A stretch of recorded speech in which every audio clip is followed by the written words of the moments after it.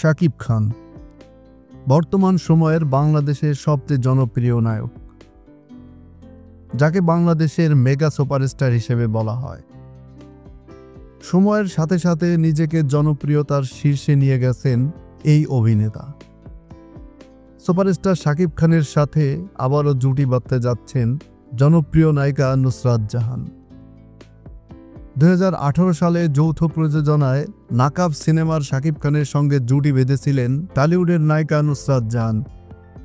এরপর তাদের আর একসঙ্গে দেখা যায়নি। তবে আবারও শাকিব খানের ছবিতে দেখা যাবে নুসরাতকে। এবার তিনি শুধু থাকবেন আইটেম গানে। সম্প্রতি ভারতের মুম্বাই শুটিং হয়েছে শাকিব খানের বরবাদ সিনেমার।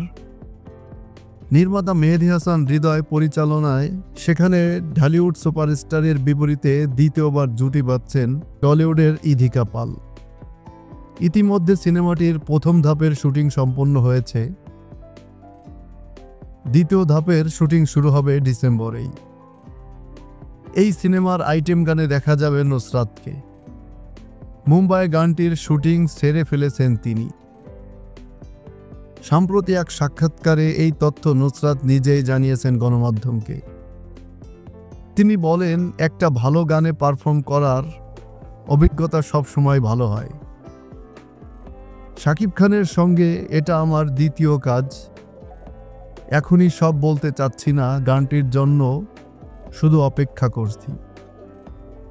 এদিকে কয়েকদিন আগেই শাকিব খান জানিয়েছেন, সুপারহিট তুফানের দ্বিগুণ বাজেটে নির্মিত হচ্ছে বরবাদ।